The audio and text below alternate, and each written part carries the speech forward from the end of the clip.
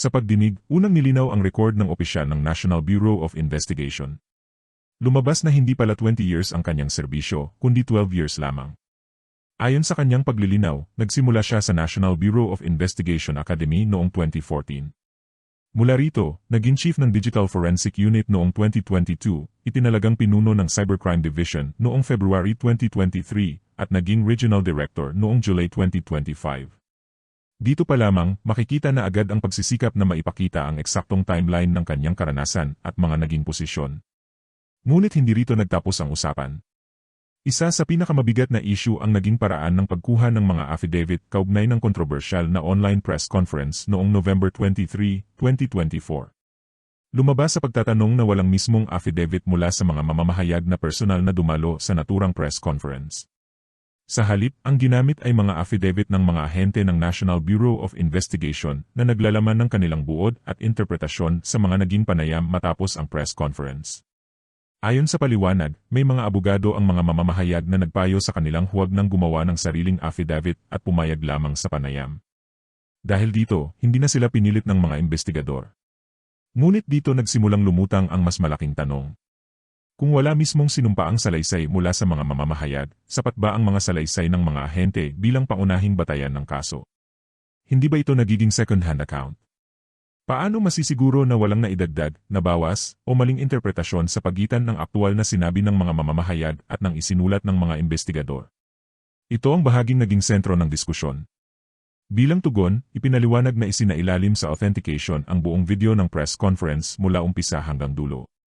Bukod dito, isinagawa rin ang kumpletong transcription upang matiyak na tumutugma ang nilalaman ng video sa kanilang mga dokumento. Isa pa sa naging pundasyon ng kanilang investigasyon ang sumunod na video noong November 26, 2024, kung saan iginiit nilang may naging pag-amin ang Vice President hinggil sa nauna niyang mga pahayag. Para sa mga investigador, ito ang tinatawag nilang admission against interest, isang mahalagang elemento sa kanilang pagsusuri. Ngunit hindi rito nagtapos ang usapin. Isa pang kritikal na tanong ang ibinato.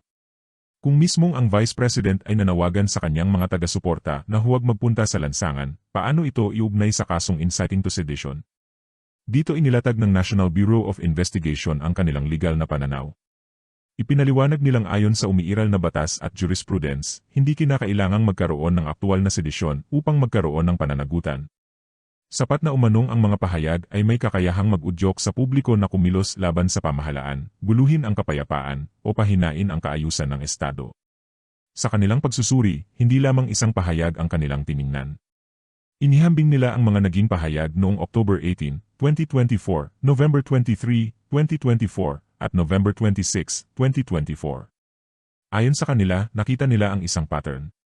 Mula sa mga pahayag na nagsasabing wala umanong kinikilalang mas mataas na pinuno, hanggang sa mga matitinding batikos laban sa Pangulo at sa administrasyon, iginiit nilang ang paulit-ulit na mensahe ay maaaring magkaroon ng epekto sa pananaw ng publiko laban sa pamahalaan.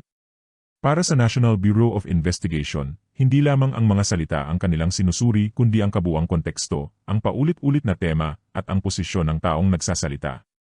Dahil ang nagsasalita ay ang ikalawang pinakamataas na halal na opisyal ng bansa, naniniwala silang mas malaki ang impluensya ng bawat pahayag sa publiko.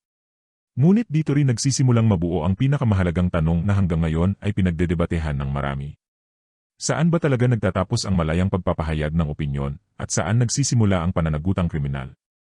Kapag matindi ang kritisismo laban sa pamahalaan, sapat na ba itong ituring na pag-uudyok laban sa Estado? O kinakailangan pa ring patunayan ng lampas sa pagdududa na may malinaw na intensyon at direktang epekto ang bawat salitang binitiwan?